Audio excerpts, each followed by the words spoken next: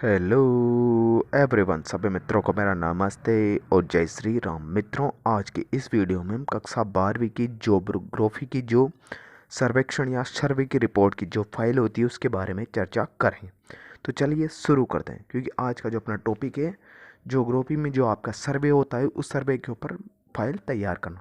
तो सबसे पहले आपको सर्वे करना है तो आप किसी गांव का ही सर्वे करेंगे या अपने जो नियरेस्ट जो गांव है उस गांव का सर्वे किया जाएगा इसके अंदर। तो सर्वे के अंदर आप, क्योंकि जो आपका जो देश है वो है भारत, क्योंकि अपना देश कौन सा है, भारत देश के निवासी है अपन। तो इस भारत देश के निवासी है तो हमने को इसके अंदर से अपना कौन सा राज्य है, राजस्थान राज्य है। तो राजस्थान राज्य के अंदर कौन सा ज़िला है उस ज़िले की, और ज़िले के अंदर कौन सी तहसील है वो उसकी, और तहसील के अंदर कौन सा गांव है उस सारे के अपने को नक्शा बना के बताना है कि अपने को ये नक्शा है तो ये चीज़ें हैं। तो सारे अपन सर्वप्रथम अपने को इंडिया का नक्शा बनाना है। तो आपको सारा प्रोसेस समझ में आ गया है। तो आपको इस तरह से आपका जो इंडिया का नक्शा बना लेना है। उसके अंदर देख मैंने राजस्थान का नक्शा बना दिया है, तो इस प्रकार से आपको इस पूरे इंडिया का नक्शा बनाना है। उसके पश्चात आता है आपका राज्य, क्योंकि राजस्थान आपका राज्य, भारत देश में कौन सा राज्य है आपका, राजस्थान। तो राजस्थान का देखिए मैंने मैप बना दिया है। उस राजस्थान के मैप के अंदर ही मैंने देखिए अपने को कौन सा ज़िला चूज़ करना है, क्योंकि आपका ज़िला जो भी आपका ज़िला है उस ज़िले का आप बना लीजिए राजस्थान के अंदर। तो अपने राजस्थान के ज़िला मान लीजिए मैंने ले लिया है टोंक ज़िला। तो इस टोंक ज़िला मैंने ले लिया है, ये टोंक ज़िले के गाँव को अपन चुनेंगे। तो इस टोंक ज़िले के आप किसी एक तहसील को चुन लीजिए अभी। तो ये हो गया आपके राजस्थान का नक्शा। इसके पश्चात में आता है आपका ये टोंक, ये हो गया आपका टोंक जिला। इस टोंक जिले में से आप कोई भी तहसील ले ली। तो मान लीजिए मैंने एक तहसील उठाई, इसकी देवली तहसील। तो ये देवली तहसील मैंने उठा ली इसके अंदर, तो ये देवली तहसील हो गई। तो अब इस देवली तहसील का आप नक्शा ले लीजिए। देवली तहसील का नक्शा नहीं लेते तो डायरेक्ट आप गाँव का नक्शा भी ले लेते। तो अब सबसे पहले आप क्रम वाइज चलिए। तो ये हो गया आपका टोंक, और टोंक के अंदर हो जाएगी आपकी कौन सी तहसील, देवली तहसील। तो इसके अंदर से आप एक देवली तहसील को उठा लीजिए इसकी। तो देवली तहसील को उठाते ही आप जो इसका नक्शा है देवली तहसील का, वो देवली तहसील का नक्शा बना लीजिए। तो इसके पश्चात में जिसका जो नक्शा आता है वो बना लेते हैं अपन देवली तहसील का नक्शा। तो ये हो गया आपकी देवली तहसील का नक्शा। तो इस प्रकार से मैंने देवली तहसील का नक्शा बनाया। देखिए इधर सवाई माधोपुर ले लिया, इधर बूंदी ले लिया, भीलवाड़ा, कोटा, अजमेर, और इधर ये बनास नदी बह रही है इसके अंदर। देखिए जयपुर वाला रोड जा रहा है, NH जिसको 52 बोलते हैं। और ये देवली हो गई हमारी। तो देवली के अंदर मैंने एक ग्राम ले रहा हूँ, उसका एक ग्राम उठा रहा हूँ, पनवाड़ ग्राम। पनवाड़ ग्राम का एक छोटा सा कस्बा है या छोटा सा एक गाँव है पनवाड़ ग्राम के अंतर्गत ही, एक बास लक्ष्मणा ग्राम। तो उस बास लक्ष्मणा का आज अपन सर्वे करने जा रहे हैं कि उसके अंदर क्या क्या चीज़ें होती है, किस प्रकार से क्या है, उसकी जनसंख्या कैसी है, फसलों की स्थिति कैसी है, कौन कौन सी फसल बोई जाती है। तो सारे उसके बारे में संपूर्ण रूप से अपन सर्वे करेंगे कि यहाँ की मृदा कैसी है, किस प्रकार से यहाँ की जनसंख्या है। तो संपूर्ण जानकारी इसमें अपन प्राप्त करेंगे। तो आपको समझ में आ गया होगा देवली तहसील के अंदर अभी एक गांव उठा रहे हैं अपन। तो आप कोई सा भी गांव उठा लीजिए अपनी तहसील के अंदर से, आपको क्रम समझ में आ ही गया होगा। तो इस प्रकार से आपको ये सारी चीज़ें करनी है। जरूरी नहीं कि आपने मैंने दिया तो उस प्रकार से आप सारी चीज़ें इसमें से बना सकते हैं। तो इसके पश्चात ले लीजिए इसका एक बास लक्ष्मणा ग्राम है। उस बास लक्ष्मणा ग्राम का संपूर्ण नक्शा इस प्रकार से मैंने तैयार किया है। तो देखिए इसके अंदर मैंने चारागाह ले लिया है, इसमें वाटर टैंक बास लक्ष्मणा के अंदर, आंगनबाड़ी केंद्र, स्वास्थ्य केंद्र, गवर्नमेंट स्कूल है इसके अंदर। जो उसका नक्शा दे दिया मैंने, ये जयपुर रोड इधर आ ही गया। इस प्रकार से इसके अंदर ये खेत खलिहान वगैरह सारी चीज़ें, बहुत बहुत सारी चीज़ें, चारागाह वगैरह, पेड़ पौधे वगैरह, इसके अंदर संपूर्ण जो चीज़ें इसके आसपास की वो सारी चीज़ें मैंने इसमें हाईलाइट कर दी। ये हो गया इसका पनवाड़ ग्राम की तरफ आने वाला रास्ता। तो उसी के पास में अंतर्गत ही मैंने छोटा सा गाँव उठाया। आप ये मत कीजिए कि सर आपने जो किया है मैं हम वैसा ही करें। आप अपने स्वयं के गांव के अंदर या स्वयं की आसपास के जिस गांव में भी आप सर्वर करें उस गांव के अनुरूप आप इसके अनुरूप आप उसको बना सकते हैं। तो इस प्रकार से आपको ये नक्शा तैयार कर लेना है। ये नक्शा बनाने के पश्चात में अब आते हैं अपन इसके जो सर्वे कर रहे हैं उस सर्वे के संपूर्ण प्रस्तुतिकरण या चैप्टर नंबर 1 पे का जो सर्वे है उसके बारे में अपन संपूर्ण जानकारी लिखेंगे इस नक्शों के बारे में, क्योंकि गाँव के अंदर आ गए हैं अपन। तो इसका चैप्टर नंबर 1 से उठाएंगे। क्षेत्रीय सर्वेक्षण विलेटन सर्वे रिपोर्ट। सर्वे रिपोर्ट में लिखें क्षेत्रीय अध्ययन का आशय भूगोल व क्षेत्रीय विज्ञान है। सभी भौगोलिक लक्ष्य भूभाग पर असमान रूप से वितरित है। भूपटल पर पाए जाने वाली विषमता के कारण भौगोलिक लक्षणों जैसे उच्च वायु, जलवायु, वनस्पति, कृषि, जीवन शैली और भिन्नता पाई जाती है। भूगोल की सिर्फ भूगोल ही नहीं अपितु मानव जीवन, आर्थिक, जोग्राफी उल्लेखनीय प्रभावित रंग है। तो इस प्रकार से आप ही हो जाएगा। इसके पश्चात आता है इसका नेक्स्ट हेडिंग परिचय। भौगोलिक सर्वेक्षण के अंतर्गत बास लक्ष्मणा का सर्वेक्षण किया गया। ये गाँव टोंक जिले के देवली तहसील पंचायत ग्राम पनवाड़ राजस्व में। ये ग्राम पंचायत मुख्यालय पनवाड़ से 2 किलोमीटर दूर पर स्थित है। राष्ट्रीय राजमार्ग NH 12 या NH 52 से गुजरता है। इस ग्राम का नामकरण लगभग लक्ष्मण मीना पाटेदार के नाम से किया गया था, जिसे आज बास लक्ष्मणा के नाम से जानते हैं। तीसरा आता है इसका हेडिंग अध्ययन क्षेत्र का चयन।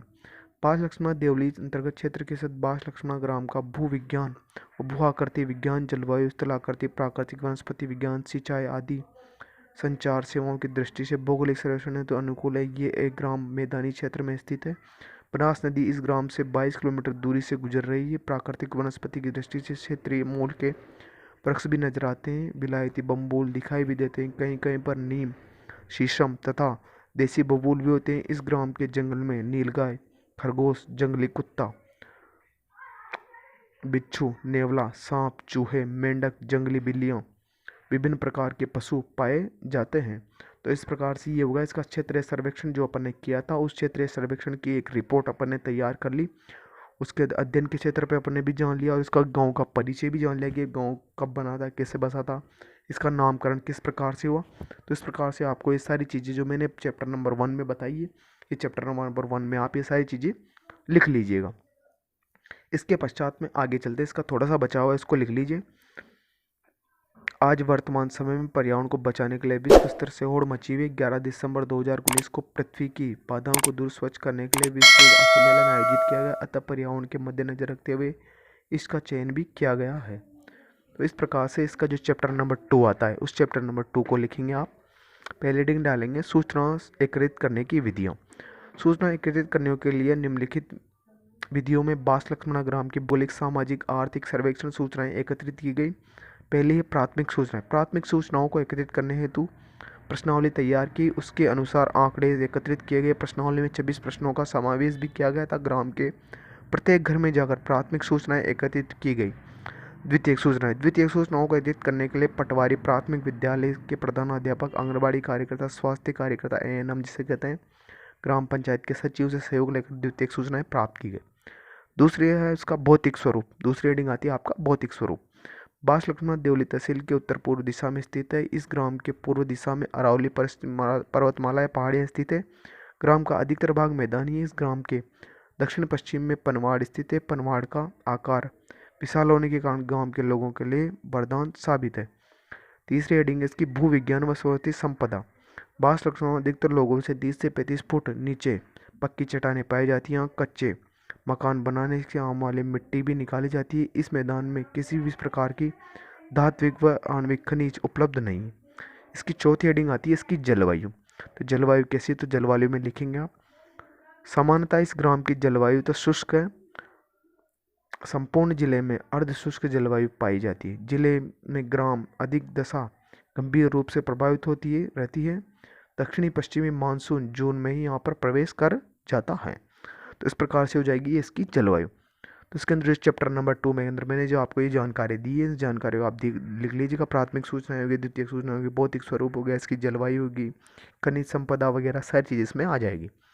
इसके पश्चात आगे लिखेंगे कि द्वितीय सप्ताह के बाद सक्रिय होता है तथा सितंबर मध्य तक सक्रिय रहता है। नवंबर मध्य, जनवरी मध्य तक तापमान में निरंतर कमी आती रहती है। अप्रैल माह से जून माह तक तापमान में निरंतर वृद्धि हो जाती है। मई व जून में गर्म हवाएं भी चलने लग जाती। पांचवी हेडिंग है इसकी प्राकृतिक वनस्पति। अर्धशुष्क जलवायु के कारण वर्षा अधिक कम प्राप्त होती है। अधिक तापमान के कारण प्राकृतिक वनस्पति भी पाई जाती है। इस ग्राम में पर्णपाती पर्वत भी पाए जाते हैं, जिससे नीम, बबूल, केर, विलायती बम्बूल, इमली, झाड़ियाँ, घास आदि मुख्य रूप से पाई जाती है। ग्रीष्म ऋतु में इन पेड़ों के पत्ते गिर जाते हैं, इसलिए पर्णपाती वन इन्हें कहा जाता है। छठवा है जैव संपदा या जैव संपदा। इस समय में जैव विविधता की विभिन्नताएं भी पाई जाती है। इस ग्राम में जैव विविधता की अनेक प्रजातियां पाई जाती है। सातवां है पालतू पशु। पालतू पशुओं में गाय, भैंस, भेड़, बकरी, मुर्गी, कुत्ता, बिल्ली, घोड़ा, तोता, कबूतर, चिड़िया और खरगोश आदि पक्षी पाए जाते हैं। गाय भैंस दूध उत्पादन हेतु, भेड़ बकरी ऊन व मांस के लिए पाले भी जाते हैं। पांचवा इसके अंदर मृदा, इसकी गांव की मृदा कैसी है। इस ग्राम में काली मृदा बहुतायत में पाई जाती है। इस मृदा के कण महीन होते हैं। जल धारण करने के लिए क्षमता अच्छी होती है। इस मिट्टी में उर्वरक तथा पर्याप्त मात्रा में पाई जाने वाली खरीफ की फसल में ज्वार, बाजरा, मक्का, दलहन की मुख्य रूप से फसलें बोई जाती है।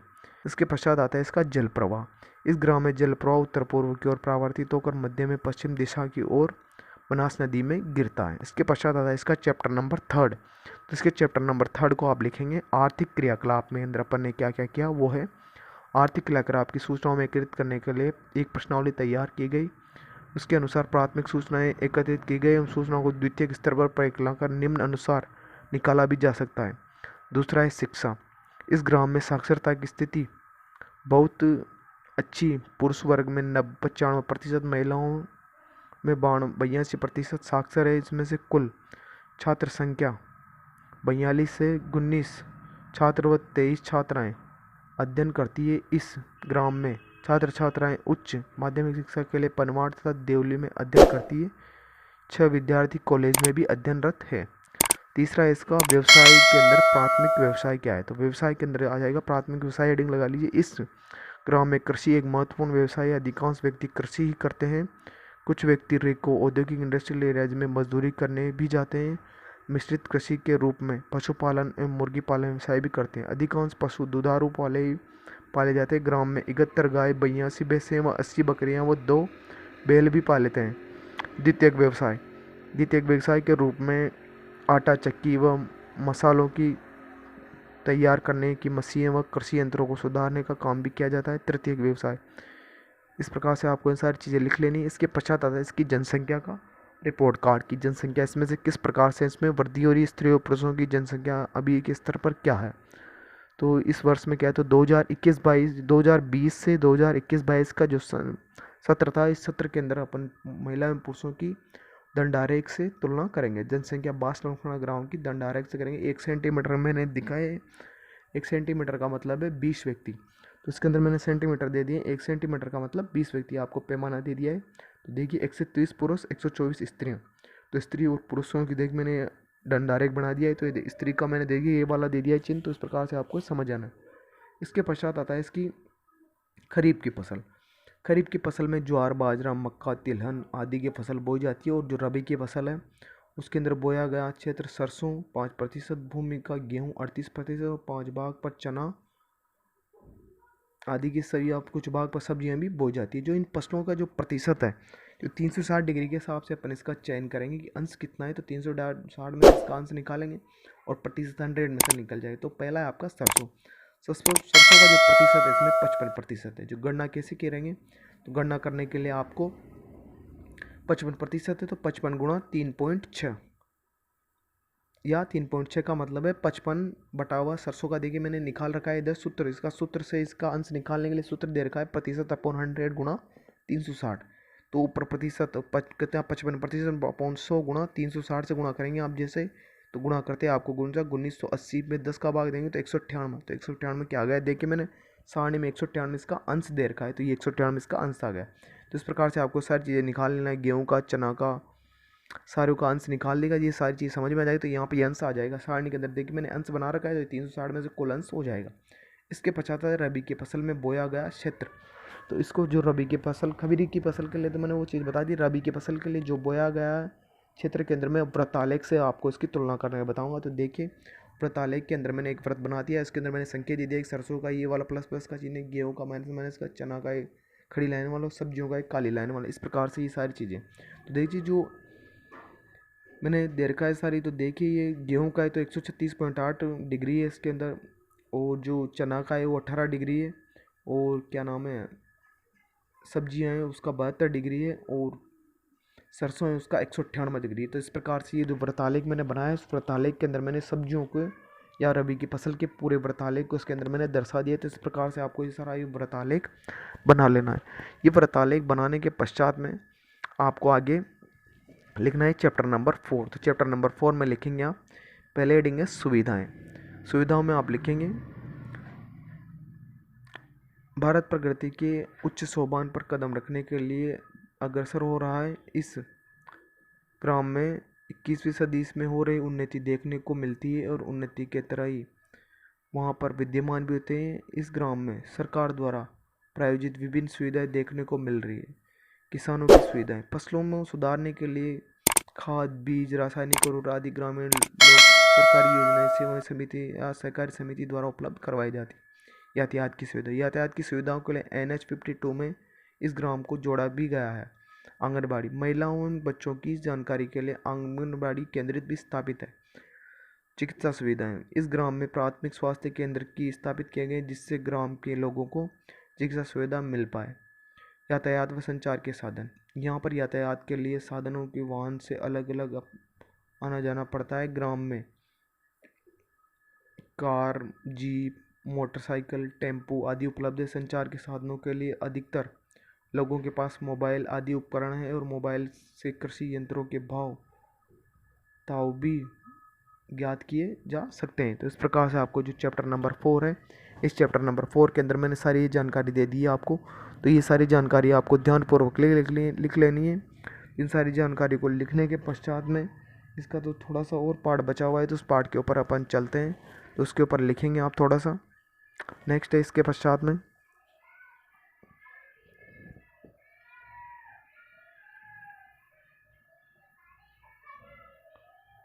मनोरंजन के साधन। मनोरंजन के साधन मिलेंगे। मनोरंजन के साधन के लिए टेलीविज़न व रेडियो की उपलब्धता है। फिर आती है इसकी, इस ग्राम में बिजली की आपूर्ति से प्रकाश होता है तब बिजली से स्रोतों में पंप सेट, सरकारी सिंचाई। इस ग्राम में बिजली आने से घरों में टीवी, कूलर, फ्रिज, पंखे आदि बिजली से ही चलते हैं। पेयजल। पेयजल के लिए पानी के लिए राज्य सरकार द्वारा स्वच्छ व निर्मित जल उपलब्ध कराने के लिए सार्वजनिक टंकी जल स्रोतों का निर्माण भी करवा रखा है और हेडपंप भी लगवाए रखे हैं। सुझाव। बास लक्ष्मण ग्राम में गंदे पानी की निकासी हेतु सुचारू रूप से नालियों का निर्माण नहीं होने से गंदा पानी भरा रहता है। इसी निकासी हेतु नालियों का निर्माण अति आवश्यक है। मृदा। मृदा में लवण की मात्रा अधिक होते हैं, यहाँ पर पैदावारी कम होती है। सेकंड है सिंचाई। सिंचाई हेतु नहरें बनी हुई है वह कच्ची बनी हुई है जिससे जल की बर्बादी हो रही है, अतः जल का अच्छा उपयोग हेतु पक्की नहरों का अधिक निर्माण करवाया जाए। तीसरा है वृक्षारोपण। ग्राम में खाली पड़ी भूमि पर तथा नहरों के किनारों पर वृक्ष मेखला का विकास किया जाना चाहिए, अति आवश्यक है। तो इस प्रकार से आपको ये सारी चीज़ें लिख लेनी है। ये लिखने के पश्चात में मित्रों मैं आशा करता हूँ कि आपको ये वीडियो अच्छा लगा होगा। तो प्लीज़ वीडियो को लाइक करें, शेयर करें और चैनल को सब्सक्राइब करना ना भूलें। मित्रों, अगर आपको 12वीं कक्षा या अन्य कक्षा संबंधित किसी भी समस्या की सामना करना पड़ रहा है तो हमारे चैनल बॉक्स में कमेंट जरूर करें ताकि आपकी समस्या का समाधान किया जा सके। Thanks for watching.